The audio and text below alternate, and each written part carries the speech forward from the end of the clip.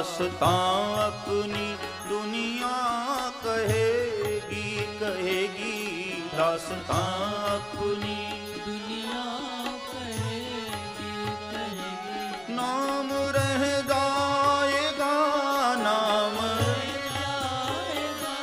नाम रह जाएगा, नाम आदमी का क्या भरोसा है इस जिंदगी का, क्या भरोसा है इस जिंदगी का, क्या भरोसा है इस जिंदगी का, क्या भरोसा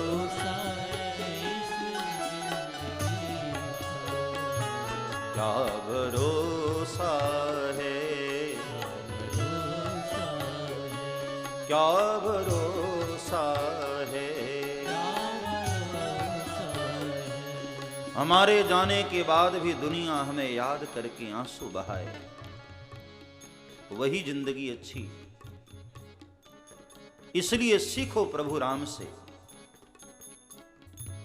अपने आप को कभी ध्यान पूर्वक देखना कि क्या हम जो जीवन जी रहे हैं, क्या हमारी जिंदगी की राह ठीक है। अपने आप को एक भाई के तौर पर देखना, क्या आप एक अच्छे भाई हैं, क्या आप एक अच्छे पुत्र हैं। लड़ना भी हो तो प्रभु राम से सीखो। क्या दुश्मनी निभाई है प्रभु ने। हाँ, रावण जब रथ विहीन हो गया तो प्रभु राम ने युद्ध मैदान में रावण से कहा, लंकेश घर जाओ, अपने घावों पर स्नेह लेपन करो, कल फिर आना। रावण बार बार कहता रहा कि राम मुझे मार दो, मैं अपमानित होकर नहीं जाना चाहता। प्रभु ने कहा कि नहीं लंकेश, आप एक राजा हैं, इस प्रकार मैं आपको मारकर आपकी मृत्यु का अपमान नहीं करना चाहता। क्या शत्रुता निभाई प्रभु ने। मैं कहता हूं ये रावण का भी अपना परम सौभाग्य था कि सामने शत्रु पक्ष से युद्ध करने के लिए स्वयं नारायण धरती पर आए। एक उत्तम शत्रु भी प्रभु राम के सिवा कोई नहीं हो सकता है। एक हमारे बड़े अच्छे शायर ने बड़ी प्यारी बात कही, दुश्मनी भी करनी है ना, दुश्मनी करो जम के करो, लेकिन इतना फासला रखना। दुश्मनी करो जम के करो, लेकिन इतना फासला रखना कि दुश्मनी कभी दोस्ती में बदल जाए तो हमें शर्मिंदा न होना पड़े। आज हमारी शत्रुता भी ऐसी होती है कि कभी यदि मित्रता में बदल जाए तो हम एक दूसरे से नजरें नहीं मिला पाते हैं। दुश्मनी भी कितने नीचे स्तर की गिर के हम करते हैं। एक मित्र कैसा हो, एक शत्रु कैसा हो। रामायण का यह प्रसंग मुझे बहुत अच्छा लगता है। जब भगवान राम की सेना लंका नगरी पहुंच चुकी और वहां सुबेल पर्वत पर भगवान विश्राम के लिए रुके, तो रामादल में एक ऐसी बात उठी कि भाई क्यों ना एक बार हम रावण को समझाने का प्रयास और करें, शायद रावण मान जाए। तो सबने कहा कि ठीक है, एक बार और समझा कर देख लेते हैं। लेकिन वहां जाएगा कौन? तो सब लोगों ने चुना अंगद जी को कि अंगद जी को भेजा जाए। ज्यादा बुद्धिमान भी हैं, योग्य भी हैं, हर तरह से सुयोग्य हैं। तो अंगद जी ने प्रभु को प्रणाम करके पूछा कि भगवान मुझे वहां जाकर करना क्या है।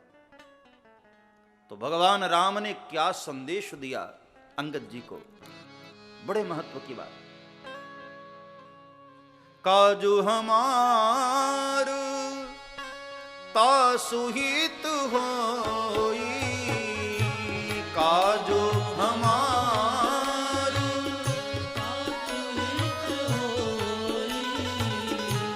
काजू हमार तासुहित होई, काजू हमार तासुहित होई।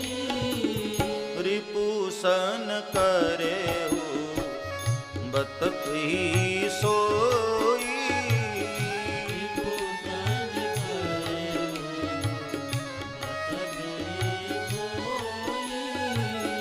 रिपुसन करे हो बतक ही सोई।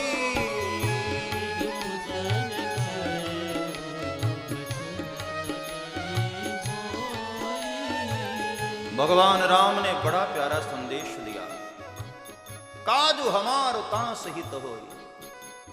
बेटे अंगद, इतना ही काम करना पुत्र, हमारा कार्य हो जाए और उस बेचारे का हित हो जाए। सोचो, एक शत्रु का भी हित चाहने वाला प्रभु के सिवा कौन हो सकता है? अपने दुश्मन का भी प्रभु अहित नहीं चाहते, रावण का भी हित हो। कौन होगा ऐसा दयालु? और हम अपनी ओर यदि देखें तो हम तो पड़ोसी का भला नहीं चाहते, दुश्मन की कौन भला चाहे? हाँ, एक आदमी भगवान शंकर को प्रसन्न करने के लिए तपस्या किया, और भोलेनाथ तो भोलेनाथ हैं, बड़े जल्दी प्रसन्न हो गए। और कलयुगी भगत था, तो कलयुग में पहली बार किसी ने इतनी तपस्या की थी। भोलेनाथ ने कहा, बेटे 3 वरदान मांग, तूने पहली बार मुझे प्रसन्न किया है, कलयुग में बहुत प्रसन्न हूं तेरे ऊपर, 3 वरदान तुझे दूंगा, लेकिन शर्त यह है, तू जो भी मांगेगा तुझे तो मिलेगा ही, लेकिन तेरे पड़ोसी को वही चीज डबल मिलेगी। अब आदमी बड़े चक्कर में पड़ गया कि ये क्या बात हुई, तपस्या मैंने किया और पड़ोसी भी फल ले जाएगा, कुछ किए बिना, और वो भी डबल। भगवान शंकर ने कहा, शर्त यही, सोच लो। तो उसने कहा, ठीक है महाराज, जरा सोचने दो। 5 मिनट सोचने के बाद उसने कहा कि हाँ महाराज, ठीक है, मैंने सोच लिया, मैं जो भी मांगू आप मुझे 1 देंगे और पड़ोसी को 2 देंगे ना? बोले हाँ। तो महाराज, पहला वरदान ये दीजिए कि मेरी एक आंख फूट जाए, पड़ोसी की दोनों फूट जाएगी। भगवान शंकर भाग खड़े हुए, इतना खतरनाक मांगने वाला। हम अपने पड़ोसी का हित नहीं चाहते, शत्रु का कौन चाहे? लेकिन यही सीखना है प्रभु राम से, एक एक चरित्र को क्या जीवन जीकर दिखाया प्रभु ने। हम लोग सोचते हैं कि नहीं, इम्पॉसिबल, असंभव है सब। भगवान राम ने जीकर दिखाया, कोई भी बात असंभव नहीं है साहब। राम सा पुत्र ना राम सा भ्राता, राम सा पति नहीं राम सा त्राता, राम सा पुत्र ना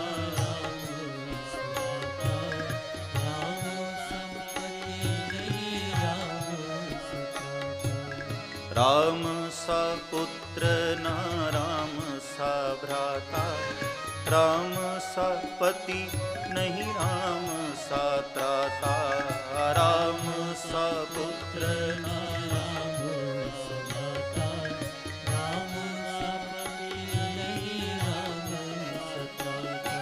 विनय भरा हृदय करे सदा प्रणाम, ऐसे हैं मेरे राम, ऐसे हैं मेरे राम, ऐसे हैं मेरे राम, ऐसे हैं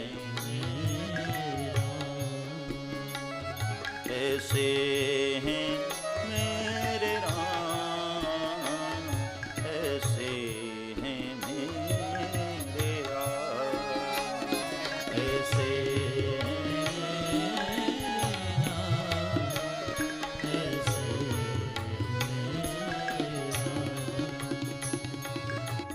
भगवान के एक एक चरित्र को हम ठीक से दर्शन करेंगे और अपने जीवन को भी उस मार्ग पर ले चलने का प्रयास करेंगे। भगवान राम जैसा पति तो भी तो नहीं हो सकता है कोई, भाई नहीं, पिता नहीं, पुत्र नहीं, पति नहीं। हम सभी ब्रजवासी हैं, भगवान कृष्ण को बहुत प्रेम करते हैं। लेकिन कोई आपसे पूछे पुत्र राम जैसा हो, कृष्ण जैसा मान लो, भाई भी कृष्ण जैसा हो, लेकिन कोई पूछे माताओं को कि आपको पति राम जी जैसा चाहिए या कृष्ण जैसा, अब क्या बोलोगे? नहीं नहीं नहीं नहीं, राम जी जैसा पति चाहिए। 16,000 वाला नहीं, एक पत्नी व्रता। इस बात से पता लगता है कि भगवान राम का चरित्र समाज के लिए ज्यादा रुचिकर है, प्रिय है। भगवान राम ने जो जीवन जिया वो अनुकरणीय है। मानव को मार्ग दिखाने के लिए भगवान राम धरती पर जीकर दिखाए। भगवान कृष्ण तो युग दृष्टा थे, लीला पुरुषोत्तम थे। वह तो धर्म को स्थापित करने के लिए आए, आपको अपने चरित्र से शिक्षा देने नहीं आए। उसके पहले वो शिक्षा दे चुके हैं भगवान राम के रूप में, कृष्ण ही तो थे।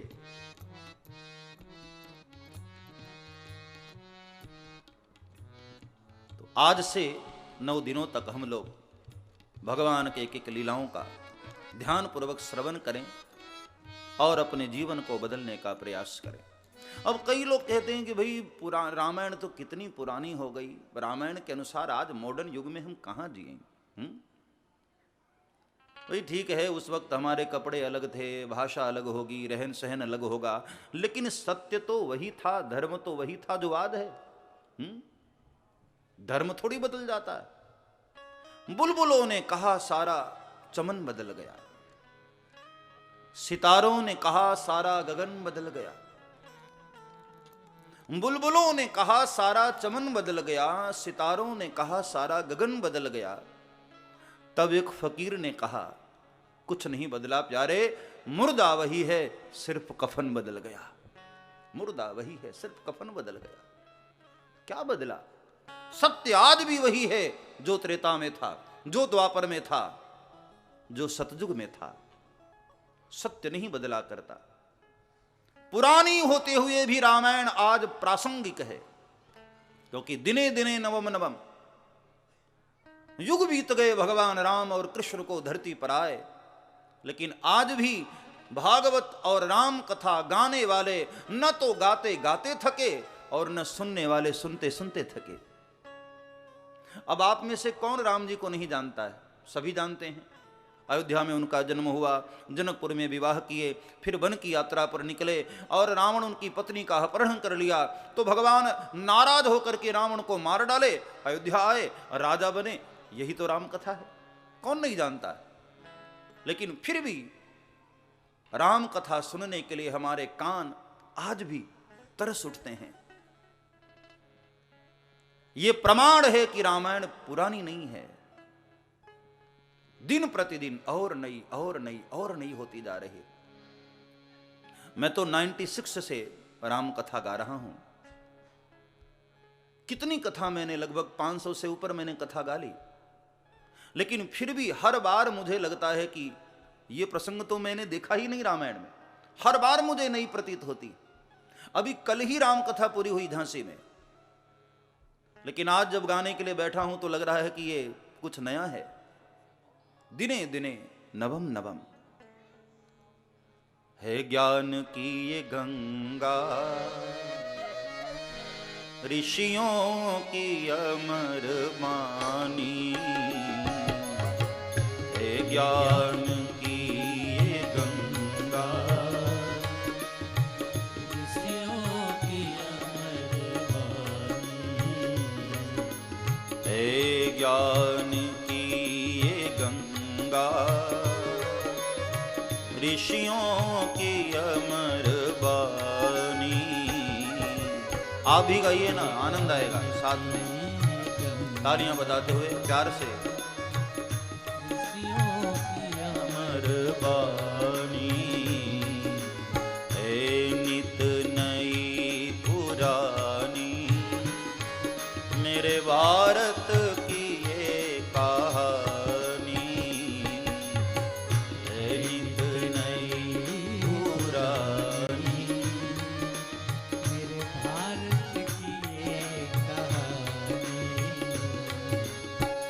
है नित नई पुरानी, मेरे भारत की ये कहानी है नित नई, पुरानी होते हुए भी दिन प्रतिदिन और नई होती जा रही।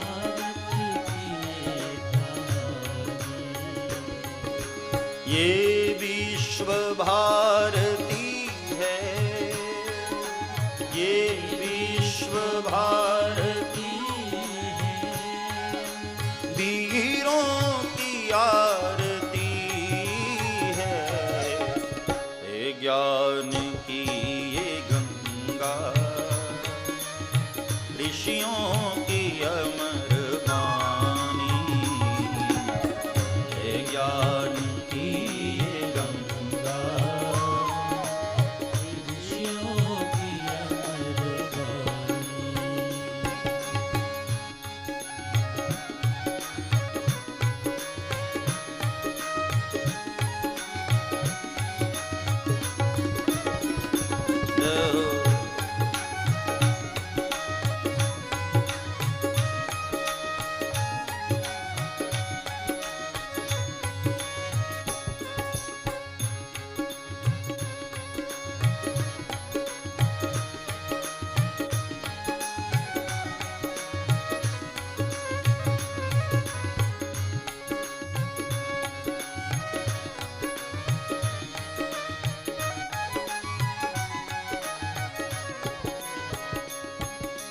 ये विश्व भारती है, ये विश्व भारती है। एक समय था जब पूरा विश्व भारत हुआ करता था,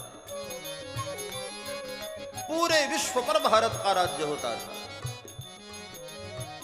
ये तो कालांतर में धीरे धीरे धीरे हमारी सीमाएं छोटी होती चली गई, वरना पूरा विश्व भारत था। हे ज्ञान की ये गंगा, ऋषियों की अमर वाणी, हे ज्ञान की गंगा, ऋषियों की अमर वाणी। देखो ये एक संगीतमय कथा है ना, यहां श्रोता यदि चुप बैठे रहेंगे तब दोष लगेगा। कथा की दो पद्धति है, एक नारदीय और एक व्यास पद्धति। व्यास पद्धति में केवल वक्ता को बोलना होता है, श्रोता को नहीं, वहां संगीत नहीं होता। लेकिन नारद जी तो स्वयं संगीतकार हैं, वीणा उनके हाथ में होती है। नारदीय शैली की कथा में यदि श्रोता चुप बैठेंगे ना तब दोष लगेगा। इसलिए जब भी गाने की बारी आए तो हमें कहना ना पड़े, मस्ती पूर्वक गाते रहो। हे ज्ञान की ये गंगा, ऋषियों की अमर वाणी, गाओ। हे ज्ञान की ये गंगा, ऋषियों की अमर वाणी। और दूसरी बात, कथा में जब भी बैठो ना, प्रसन्नचित, मुस्कुराते हुए, उदास होकर नहीं। कई लोगों को देखकर ऐसा लगता है कि उनको बच्चों ने जबरदस्ती भेजा है कि जाओ कथा में बैठो। अरे यहां अपनी मस्ती से आए हो तो मुस्कुराते हुए बैठो साहब, कथा में आए हो।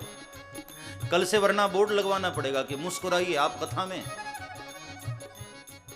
घर पर तो उदास बैठे ही रहते हो, यहां तो मुस्कुराओ। ब्रज में हो, एक संत के आश्रम में हो और भगवान की कथा में हो, यहां भी मुस्कुराए नहीं तो कहां मुस्कुराओगे। हे ज्ञान की ये गंगा, ऋषियों की अमर वाणी, हे ज्ञान की ये गंगा, जय हो। ऋषियों की अमर वाणी।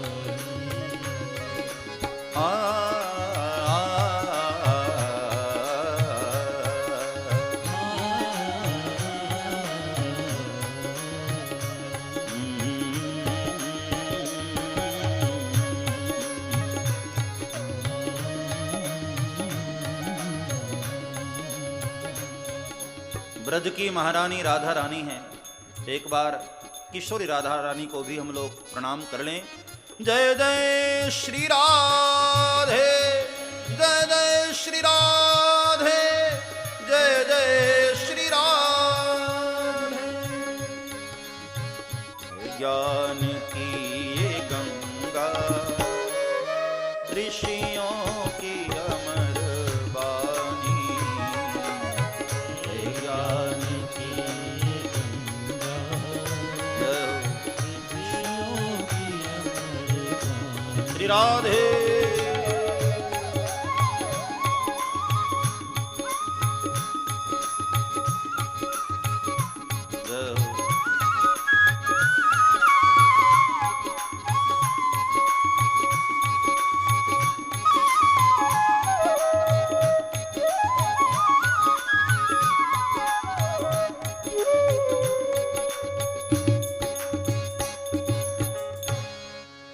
पुरानी भले ही है लेकिन पुरानी होते हुए भी दिन प्रतिदिन और नई होती जा रही। इसलिए रामायण के अनुसार अपने जीवन का हम दर्शन करेंगे। इन 9 दिनों में हम कुछ सीखने का प्रयास करेंगे। 9 दिन में आपको पता चल जाएगा कि आपका जीवन राम जी से मिलता जुलता है या रावण से मिलता जुलता है। और इतने तो सभी बुद्धिमान हैं कि जीवन राम जी की तरह हो या रावण की तरह हो। मां सीता जैसा है या शूर्पणखा जैसा? कौन अच्छी है? सीता मैया ही अच्छी है ना। तो हमारा चरित्र सीता जी की तरह हो। शूर्पणखा जैसी नारी वंदनीय नहीं हो सकती है, सीता जैसी नारी ही आदरणीय है। इसलिए हमें अपने जीवन को एक आदर्श जीवन बनाना है। ये तो हमारे बड़े सौभाग्य की बात है भाई कि हमारे बीच में राम कथा बहती हुई आई है। मैं तो समझता हूं कि हमारे मौनी बाबा जी ने भी बड़ी हिम्मत की होगी, वरना ब्रज में राम जी की चर्चा बड़ा कठिन मामला है। यहां तो चारों ओर राधे राधे है, कृष्ण कृष्ण है। अब कृष्ण के बीच में राम जी आ जाए, बड़ा कठिन। ब्रजवासियों के बीच में राम जी की प्रशंसा, जय हो। लेकिन बहुत बहुत हिम्मत किया होगा हमारे मौनी बाबा जी ने। वैसे नियम यह होता है कि प्रथम दिन जिस ग्रंथ की कथा हम आरंभ करें उसकी थोड़ी महिमा का भी गान करना चाहिए। भागवत में भी देखो पहले महात्म्य आया है, बाद में भागवत कथा शुरू हुई है। लेकिन रामायण से तो आप सभी परिचित ही हैं, सब जानते हैं। जो नहीं भी परिचित थे, रामचरितमानस क्या है, वो बिहार के मंत्री महोदय ने और ज्यादा भी हल्ला फैला दिया है, तो और लोगों ने रामचरितमानस को जान लिया। कई बार बदनामी भी हितकर होती है। कल ही रात को मैं सोच रहा था कि उस बेचारे ने कहीं ना कहीं ठीक भी किया कि जो लोग रामचरितमानस जानते ही नहीं थे, भूलने लगे थे, वो फिर से खोल खोल करके पढ़ने लगे कि आखिर क्या है रामचरितमानस में। कई बार निंदा भी हमारे लिए अच्छी साबित हो जाती है। संतों ने रामचरितमानस की बहुत महिमा गाई है। एक संत ने तो कहा कि रामायण एक दर्पण है, आईना है। जैसे हम दर्पण में अपने स्वरूप को देखते हैं, ऐसे ही रामचरितमानस में अपने जीवन का दर्शन करो। आईना झूठ नहीं बोलता है। आप जैसे हो आईना आपको ऐसा दिखाएगा। ये कैमरे हैं ना, ये झूठ बोल देते हैं। मोबाइल के जो आजकल कैमरे आने लग गए, फिल्टर वाले, काले को भी गोरा बना देता है। चेहरे पर झुर्रियां, दाग, धब्बे सब खत्म कर देता है फिल्टर लगाकर। क्या बढ़िया फोटो आता है। ये कैमरे झूठ बोलते हैं, आईना झूठ नहीं बोलता है। वहां कोई रिश्वत नहीं, वहां कोई फिल्टर नहीं, जैसे हो वैसे ही दिखाता है आईना। एक 60 वर्ष की बूढ़ी माता किसी मेले में गई, एक आईना पसंद किया उसने और पूछा कि भैया ये दर्पण कितने का है। पुराने जमाने की बात है। दुकानदार ने कहा कि माता जी 10 रुपए का। राम राम राम, 10 रुपए का, इतना महंगा? नहीं नहीं, मुझे नहीं लेना। दुकान वाले ने कहा माता जी कोई बात नहीं, आप 5 ही दे देना, ले लो। अरे लेकिन 5 रुपए भी तो लूट रहे हो तुम, इतना महंगा दर्पण। अच्छा तो आप ही बता दीजिए 3 रुपए में लेंगी? तो बूढ़ी माता ने कहा कि मुझे पागल समझा है, 3 रुपए में ऐसा दर्पण? उसने कहा कि ठीक है माता जी, तो चलो आप आई ही हैं तो 1 रुपए में आपको दे देता हूं। अरे 1 रुपए भी तो बहुत होता है, 1 रुपए भी कैसे दे दूं? एक जमाना था मात्र 10 पैसे का दर्पण लेती थी और क्या सुंदर चेहरा दिखाई देता था।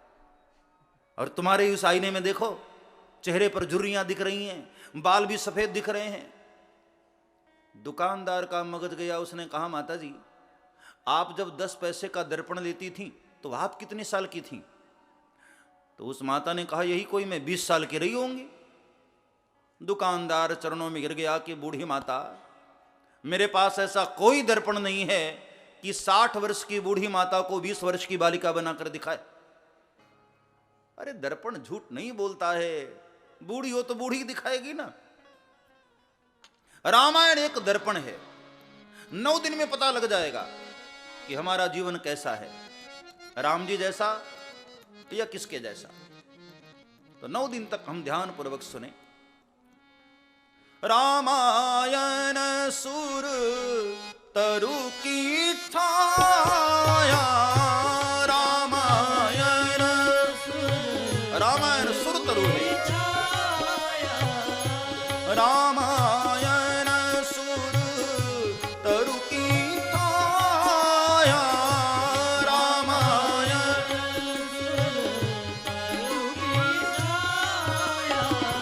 दुख भय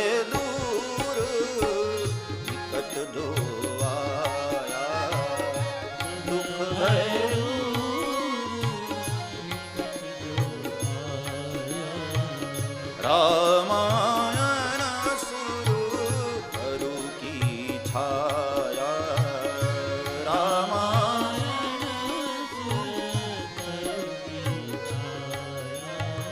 रामायण सुर तरु भी है, कल्प वृक्ष भी है। इनके सानिध्य में बैठकर जो भी सोचा जाए सब पूर्ण हो जाता है। और मैं कह रहा हूं और आप मान लो ऐसा नहीं, आप अनुभव करना। श्रद्धा से यदि आप रामचरितमानस के सानिध्य में बैठते हैं तो आप जो भी सोच करके आएंगे अवश्य पूर्ण होगा। रामायण सुर तरु है, कल्प वृक्ष है। और मैं तो अपने जीवन में अनुभव किया हूं साहब, मुझे जो भी कुछ मिला रामायण जी की देन है। रामचरितमानस के कारण मैं दुनिया के कई देशों में गया। वहां लोग मुझे पूछते हैं कि बापू आप रामायण को लेकर यहां भी आए? मैंने कहा नहीं, रामायण जी मुझे लेकर यहां आए। मैं रामायण जी को लेकर कहां जा सकता हूं, रामायण जी मुझे लेकर जाते हैं। रामचरितमानस तुम्हें सब देती है। ये सुरतरु है, कल्पवृक्ष है। कल्पवृक्ष के नीचे बैठकर कोई भी व्यक्ति दुखी नहीं रह सकता है, ऐसी कल्पवृक्ष की महिमा होती। आप 9 दिन तक श्रद्धा पूर्वक यहां आओ, मन में जो भी संकल्प लेकर आओगे वह अवश्य पूर्ण होगी। कथा कल्पवृक्ष है, सब कुछ देती है। तो बड़ी महिमा का गान किया है संतों ने, बाकी तो हम लोग खुद महसूस करेंगे, अनुभव करेंगे। सर्वस्व प्रदान करने वाली ये भगवान की कथा बालकांड से बाबा तुलसी ने शुरू किया। बालकांड का सीधा सा अर्थ है बचपन की घटना। कांड मतलब घटना, बाल यानी बचपन। हमारा आपका भी बचपन कैसा हो, बालकांड से हम सीखेंगे। आरंभ में बाबा तुलसी ने 7 श्लोकों से मंगलाचरण किया है इसका। पहले श्लोक आओ हम सब लोग दर्शन करें। बोली रामचंद्र भगवान की, श्री बाल कृष्ण लाल की। साथ में कन्हैया को भी लेकर चल रहा हूं, ब्रजवासी नाराज न हो, इसलिए जब भी राम जी का जय जयकार तो साथ में कृष्ण भी रहेंगे। वर्णानामर्थ संघानाम रसानां छन्दसामपि मंगलानां च कर्तारौ वंदे वाणी विनायकौ। पहले श्लोक में भगवान गणेश और माता सरस्वती को प्रणाम किया। ध्यान से सुनना। जीवन में ज्ञान बहुत हो लेकिन वाणी ही न हो, बोलने का ढंग न हो, तो वह ज्ञान किस काम का। और वाणी बहुत अच्छी हो पर ज्ञान ही न हो, क्या बोलना है, कहां बोलना है और कैसे बोलना है, वह ज्ञान ही न हो तो वाणी भी अधूरी है। इसलिए दोनों का साथ चाहिए। बाबा तुलसी ने पहले ही श्लोक में वंदे वाणी विनायको कहकर भगवान गणेश और माता सरस्वती दोनों को एक साथ प्रणाम किया। वंदे वाणी विनायक। वर्णानामर्थ संहानां रसानां छन्दसामपि मंगलानां च कर्तारौ वंदे वाणी विनायक।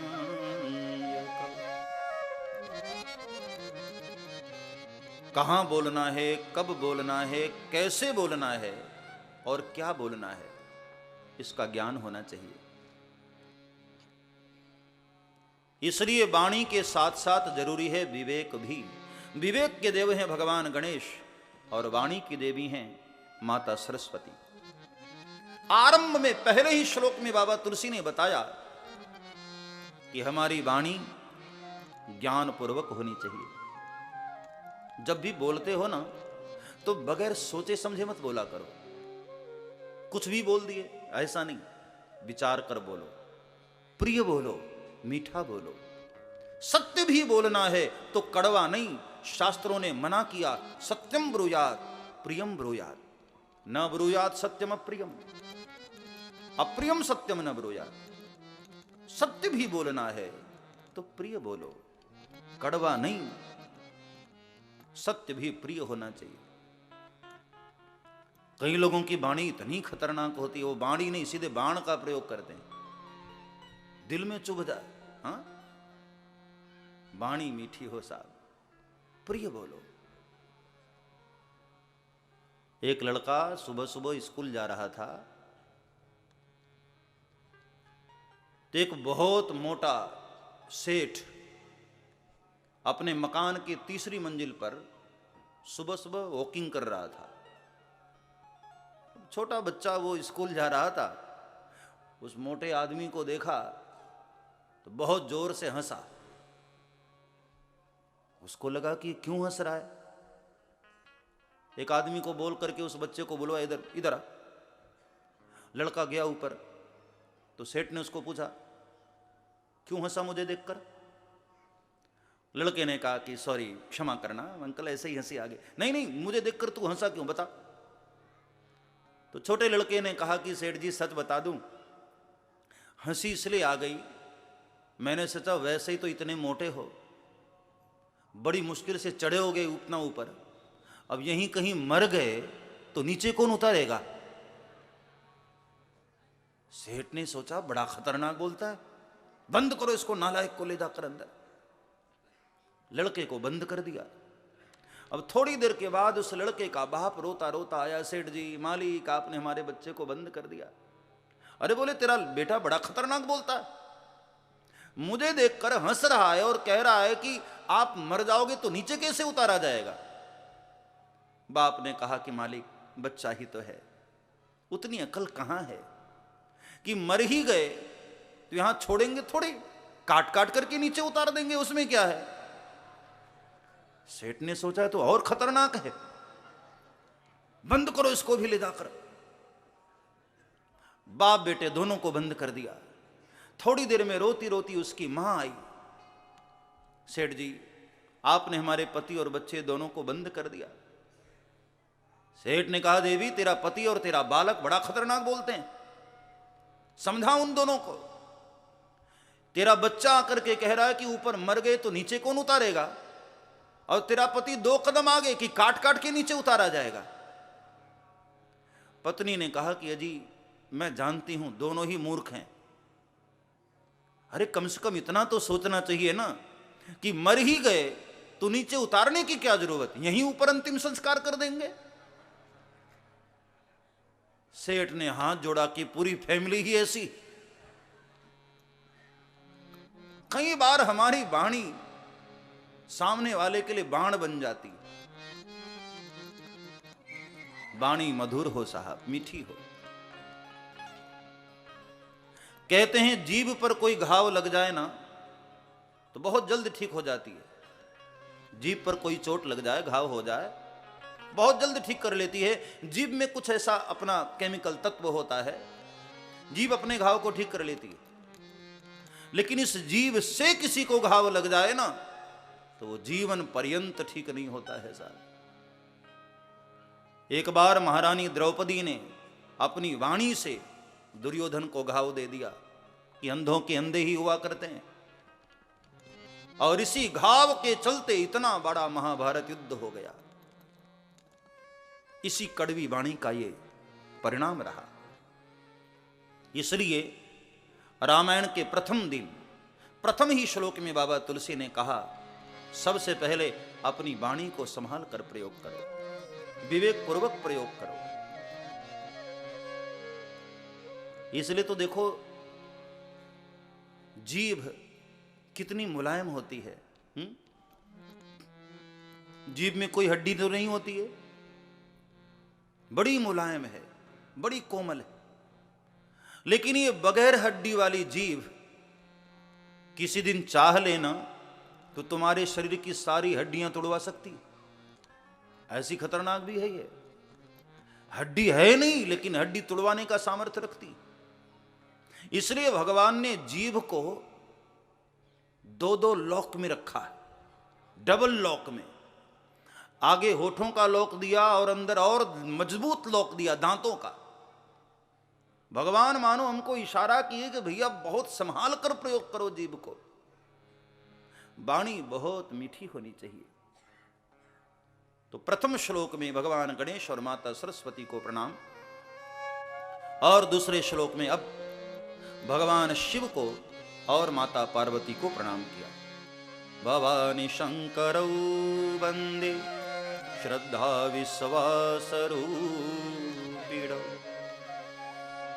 याभ्यां विना न पश्यन्ति सिद्धा स्वान्तस्थमीश्वरम्।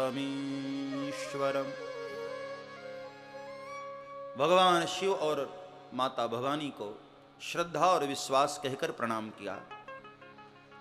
जिन श्रद्धा और विश्वास के बगैर बड़े बड़े सिद्धों के हृदय में रहने वाले परमात्मा की अनुभूति नहीं हो पाती है, ऐसे शिव और भवानी को श्रद्धा विश्वास कहकर प्रणाम किया। भाई जीवन में श्रद्धा बहुत हो लेकिन विश्वास ही ना हो तो श्रद्धा अधूरी। आज हम लोगों के मन में श्रद्धा बहुत होती है, विश्वास की कमी होती जा रही है। भगवान पर श्रद्धा बहुत है लेकिन विश्वास नहीं होता, भरोसा नहीं होता। इसलिए तो देखो हम लोग एक मंदिर से दूसरे मंदिर, दूसरे मंदिर से तीसरे मंदिर जाते रहते हैं।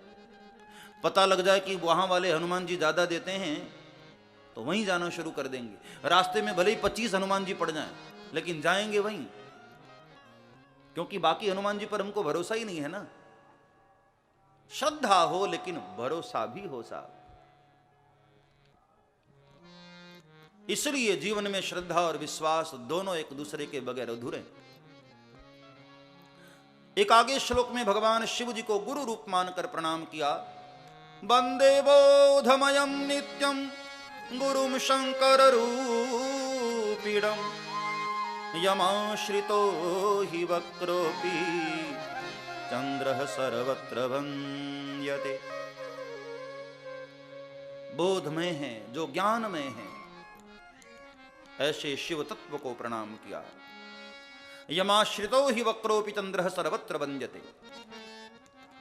जिनके आश्रय में जाकर टेढ़ा चंद्रमा भी आदरणीय हो जाता है, वंदनीय हो जाता है, ऐसे भगवान शिव को मैं प्रणाम करता हूं, वंदन करता हूं। सदगुरु के चरणों में जाकर गलत से गलत व्यक्ति भी वंदनीय हो जाता है। आपने वो कथा पढ़ी होगी, सुनी होगी, अंगुलीमाल राक्षस की। महात्मा बुद्ध के सानिध्य में जब आया,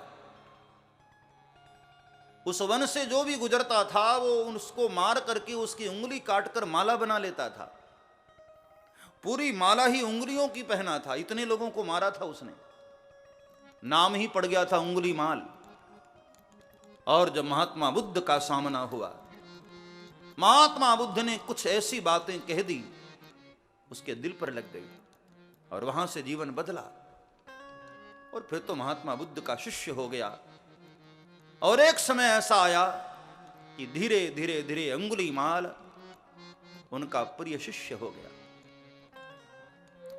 कहां मारने वाला हत्यारा, लेकिन सदगुरु के शरण में आया तो अंगुली माल जैसा व्यक्ति भी आदरणीय हो गया, वंदनीय हो गया। सदगुरु का सानिध्य ऐसा होता है साहब। किसी संत के चरण में, सदगुरु के चरण में रहते रहते गलत से गलत इंसान भी धीरे धीरे धीरे पारस परस कुधात सुहाई। लोहा भी पारस को छू ले तो वह भी सोना हो जाता है। हानि कुसंग सुसंगति लाहो। बड़े महापुरुषों का संग सदैव लाभदायक होता है। आगे श्री हनुमान जी को प्रणाम किया, महर्षि वाल्मीकि ऋषि को प्रणाम किया, कविश्वर कपिश्वरऊ कहकर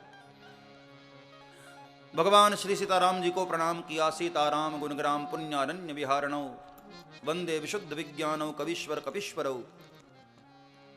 और फिर बाबा तुलसी ने रामचरितमानस का परिचय देते हुए कहा, नाना पुराण निगमागम सम्मतम यद रामायणे निगदितम क्वचिदन्यतोपि। रामचरितमानस किस ग्रंथ से रिलेटेड है? बोले कई ग्रंथों से। नाना पुराण निगमागम सम्मतम यद, वेद पुराण उपनिषद और अनेकानेक कई ग्रंथों का सार तत्व रामचरितमानस में है। फिर पंचदेवों की परिक्रमा करते हुए बाबा तुलसी ने सदगुरु को प्रणाम किया। वंदहु गुरु पद पदुम परागा। वंदहु, सब गाओ सुनते हुए। गाते रहोगे तो आपको भी रामायण की चौपाइयां गाने का अभ्यास हो जाएगा। वंदहु गुरु पद पदुम परागा। वंदहु गुरु, सब गाओ। सुरुचि सुवास सरस अनुरागा। सुरुचि सुवास अमिय मूरी में चूरन चारू। अमिय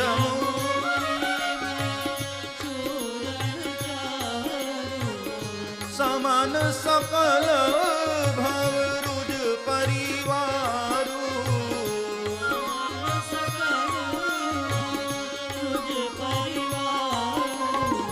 वंदहु गुरु पद पदुम परागा। वंदहु गुरु